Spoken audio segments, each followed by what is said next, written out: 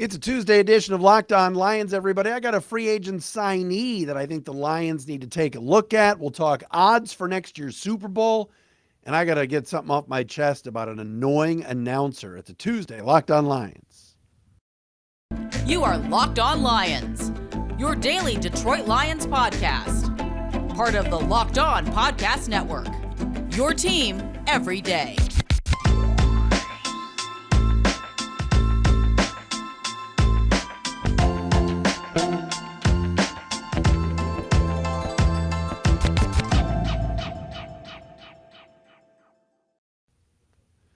Welcome in, everybody, to a Tuesday edition of Locked On Lions right here on the Locked On Podcast Network. Matt Dery with you. It's Tuesday, January 24th and a Wednesday, January 25th. Senior Bowl coming up, I believe, next week. And Jim Nagy, the executive director of the Reese's Senior Bowl, former NFL scout, Michigander, is going to join us tomorrow on the show. So Jim Nagy tomorrow. I love talking to Jim Lebmon. Tomorrow's show. Today's show is brought to you by our great friends and our new subscriber. And I am so excited that they are with us. It is FanDuel. This episode brought to you by FanDuel Sportsbook, official sportsbook of the NFL. Make every moment more. Visit FanDuel.com/lockedon today to get started. Follow us on Twitter at Dery Speaks, Dery Speaks, at Locked On Lions on Twitter, the Matt Dery Facebook fan page, and of course, what's up to everybody watching on the YouTube channel, Locked On Lions YouTube. Thank you for checking us out. Got to give a shout out to one of our great listeners and viewers, Chauncey Williamson, Chauncey D. Williamson, my guy, who's a big Locked On Lions fan. On the show today, I got a free agent signing for the Lions, and it's in the division. Somebody that I think fits, somebody that I think will be on a one-year deal, somebody I think is cheap and can help. We'll get to that coming up momentarily. Also, Tony Romo. What has happened to this guy? I'm done with him. I may watch Sunday night's Chiefs Bengals game on mute because I can't stand Tony Romo anymore. Odds for the 2024 Super Bowl. Yes, the Lions' odds are rather high, and they've got a good chance. It's crazy. And within the division, could Saquon Barkley be heading to the NFC North? All of that today on this Tuesday edition of Locked On Lions. Thanks for making us your first listen. Yes, I'm spiffed up today. If you're watching on YouTube, I've decided no more T-shirts, no more, I'm going to wear a coat and tie every day. I'm going to start dressing the part and looking like a professional. What do you think? All right, it's just for today, but you know what I mean. All right, let's start with this. I sound like Don Shane, and he said this. I miss Don Shane. Don Shane was the man. Did a great job at Channel 7 for many, many years. All right. Here's where I'm going to start. There's a player that I think the Lions need to go after. Now, let's talk free agency. There's going to be a lot of discussion about what the Lions do for their secondary. What about the Lions adding another wide receiver? Are they going to keep DJ Chark? Jamal Williams, I'm assuming, is staying. What about Alex Anzalone? A lot of questions about the Lions' own free agents. I've got a guy that I think the Lions should go after that I think kind of fits the Brad Holmes philosophy in free agency. So you might be asking yourself, well, what is Brad Holmes' free agency philosophy? Well, I can tell you right now what it is.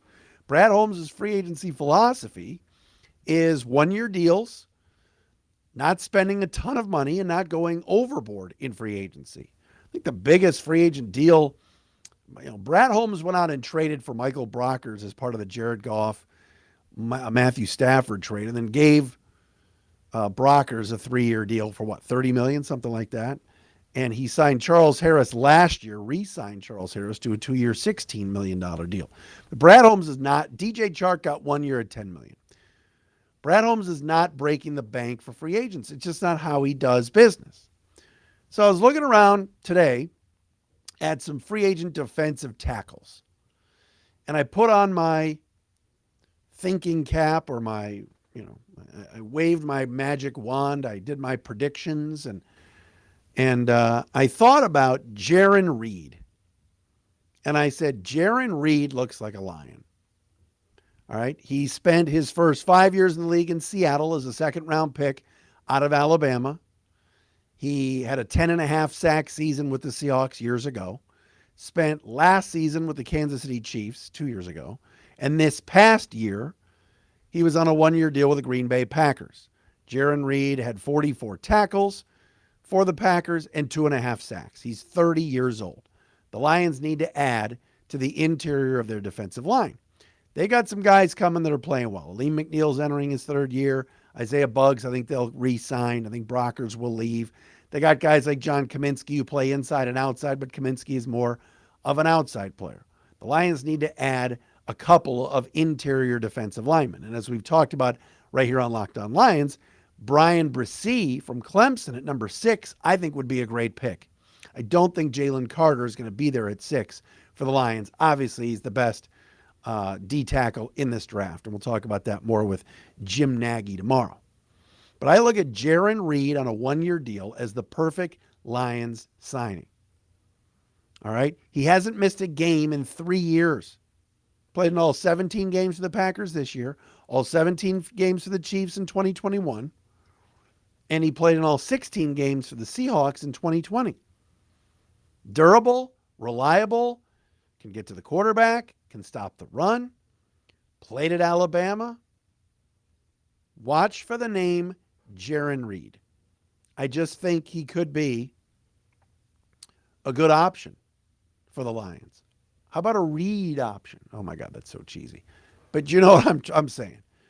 I don't see this team breaking the bank and going out and going crazy in free agency. I think it's going to be, again, smart, selective, some 1-year deals, some re-upping with guys of their own. I mentioned John Kaminsky before. They got to re-sign him. Isaiah Buggs, they got to re-sign him. I think they want to keep a lot of this band. But I view a guy like Jarran Reed as being a good fit for the Lions. Comes from Green Bay, within the division. Lions saw him twice. So Brad Holmes has seen him up close and personal. And he's got a pretty good pedigree. And he's a pretty good football player. So I think that would be an upgrade. And that is one to watch, certainly, come this season. Or come this free agency season, which is right around the corner. All right, coming up next, what does Vegas think about the Lions for the Super Bowl in 2024? I swear to God, the Lions odds aren't bad. Can you believe that?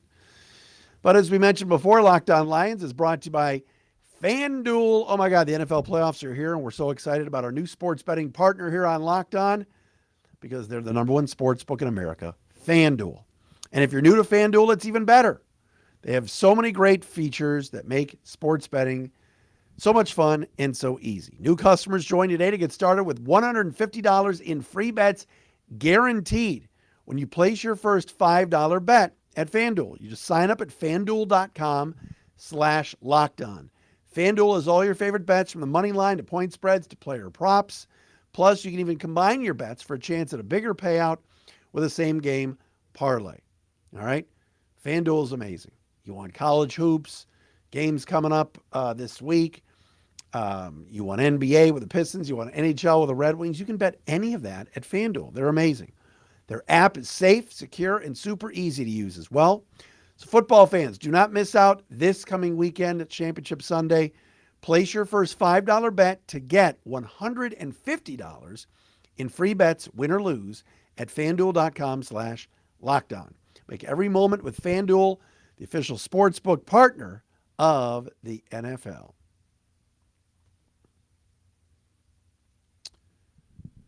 Man, we love that FanDuel is with us here on Locked On Lions, right here on the Locked On Podcast Network. Welcome back to the program. All right, where do we go from here? What's the Lions ceiling for next season? All right, we're thinking this, right? Everybody is saying that the Lions should be a playoff team next year. Many people are probably going to pick them to win the NFC North. We're going to see what happens with Aaron Rodgers. I saw a report today about the Packers reportedly are considering trading Rodgers, but want to trade him to the AFC. People have been talking about the Jets as a possible destination, because what if the Jets hire Nathaniel Hackett as their new offensive coordinator, and he would be reunited, of course, with Aaron Rodgers. Hackett worked with Rodgers in Green Bay. Then this year, he was a disaster of a head coach in Denver with the Broncos. So there's that. Minnesota's got some cap issues. And did we honestly think that the Vikings are going to win all those one-score games again next year? And the Bears stink. All right, so that leaves the Lions as everybody's hot pick to win the NFC North in 2023. Vegas has come out, including our friends at FanDuel, we just mentioned them, with odds and future bets for the 2024 Super Bowl champion. And the Lions are tied for the 10th best odds. Now, again, this is a future. We haven't even played this year's Super Bowl. Chiefs plus 550, Bills plus 550, followed by the 49ers, Bengals, Eagles, Cowboys, Chargers, Ravens, Packers, and then tied for 10th at plus 3,500, the Lions and the Bucks. How about that? So Vegas and FanDuel currently have the Lions as the NFC team with the 5th best odds to win the Super Bowl. As far as in the NFC, the only higher rated teams are San Francisco, Philadelphia, Dallas, and Green Bay. And again, if Aaron Rodgers leaves the Packers, you have to figure those odds, Green Bay's odds are plus 3,000, are going to come down. Now, Jordan Love may end up being pretty good, but folks, Vegas knows something. Vegas is on the Lions. Think about where we were a year ago. 3-win team, questioning the coach, questioning all of the decision-making, being pretty miserable, thinking, yeah, they're going to be on Hard Knocks and everything, but is this guy just kind of a clownish, rah-rah guy? Can he really coach? This team went on to have a winning season at 9-8, and now are tied with the 10th best odds to not just make the Super Bowl or make the playoffs, to win the Super Bowl. I'm not making any kind of predictions like that. I think the Lions still need some time. I think they still need to add some talent. I think that this franchise, though, is on the right track. But to be tied for 10th best odds when there are 32 teams, and the Lions are 10th best odds to win the Super Bowl next year, is incredible. It's quite a turnaround. All right, this team still needs more talent. They need to make some decisions about, like I said before, the secondary and the defense. And, I know Ben Johnson's coming back. And, all of these things we got draft, we got free agency before we really can see what this roster looks like. But to be in that class and to be in the top 10 for odds to win the Super Bowl next year is amazing. And you got to give credit to Brad Holmes and to Dan Campbell and the staff and everything else. They've got people talking. People are so excited about next season. And they should be the favorites to win the division. They really should. I think Minnesota's still got a good team. But they're getting some guys up in age there. They're over the salary cap at the moment. And can Kirk Cousins really deliver? Now, I'm not telling you Jared Goff can really deliver, but Jared Goff has been to a Super Bowl. Like I said, Green Bay, a lot of questions about quarterback and their offense, and certainly the Bears are still a ways away.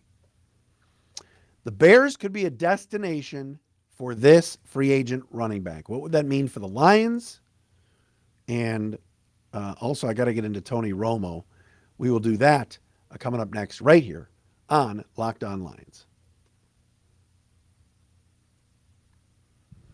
All right, so there's a lot of talk in New York about Daniel Jones and Saquon Barkley.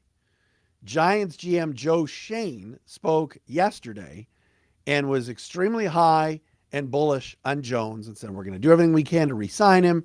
Daniel Jones is our franchise quarterback. We want to keep him. He wants to stay, blah, blah, blah. And that would be the right call, certainly for the Giants. It seems like they found their franchise quarterback. New York made the playoffs. They won a playoff game. Yes, they got embarrassed this past weekend against the Eagles, but Daniel Jones, Danny Dimes, looks the part. Also, going to be a free agent this offseason is none other than Saquon Barkley. The Giants could franchise tag him. They could do a lot of different things with their star running back. Saquon had a huge year this past year. And other than the injury problems that he's had over the years, He's a pretty darn good back. I'm hearing some scuttlebutt, and I know there's been a lot of discussion in Chicago about the Bears making a play to bring in Saquon Barkley. I, for one, would not be one of these teams that would want to spend a ton of money on a free agent running back. I know Tony Pollard, who I'm a big fan of from the Cowboys, is a free agent as well as Saquon. The Giants, Danny Dimes and Daniel Jones had a good year this year, and a lot of it was due to the fact that they set up the passing game and Daniel Jones's running game, with quarterback keepers and everything else and RPOs, with the way Saquon Barkley played. He had a monster year. But if the Giants, who don't have a ton of money to spend, the last I checked, I have to look at that again, but the Giants need help at linebacker. I don't want to turn this into Lockdown Giants, but you know what I mean. Daniel Jones is going to cost them over $30 million a year. Do they keep Saquon Barkley? Joe Shane said, we got to take a look at positional value. That doesn't sound like, to me, a general manager that wants to keep its star running back, especially when we've seen that you could draft running backs even late on day 3 and find studs. The Lions found Jamal Williams, signed him to a 2-year cheap deal, and all he did was break Barry Sanders' single-season touchdown record this year. Jamal Williams did rush for 1,000 yards, but is Jamal Williams going to command the kind of dollars that Saquon Barkley is? You could argue this year that Jamal Williams had a better season than highly touted second-round pick and stud in some people's eyes, DeAndre Swift. The Lions also had Craig Reynolds, undrafted, and Justin Jackson. So they had a pretty good running back room, and there wasn't a ton of draft capital, money thrown at that group of 4. Right? There are some really good running backs in this league who were not first-round picks, second-round picks, or free agent signees. Look at the Bills and how they draft running backs with Singletary and Cook and those guys. Those are drafted players. The Buffalo Bills never go out and sign a big free agent running back. So to me, the Bears, with a lot of money to spend to go out and get Saquon to pair with Justin Fields, would be something that's interesting. So keep an eye on that. Last thing, and again, I want to reference this by saying I've never been a huge Tony Romo fan to begin with. I'm stunned at the regression that we've seen from Tony Romo over the last couple of weeks. Did anybody watch the last 2 Bills playoff games where Tony Romo just spent so much time yelling, screaming about Josh Allen? It was 2 weeks ago. He kept calling Josh Allen Mr. January. That's his nickname, Mr. January. No one calls him that. When Tony Romo first started, he was really pretty good. He was not loud. He was not silly. All he did was say, watch this, here comes a double reverse pass, or watch this, tight end screen. And he was predicting plays, and it was pretty cool. So much so that CBS gave him a new contract and gave him like $17 million a year to be their top analyst. And he's been their top analyst the last few years. Last couple of weeks, whether it was Bills-Bengals last week or the Bills game the week before, Romo's just been so annoying.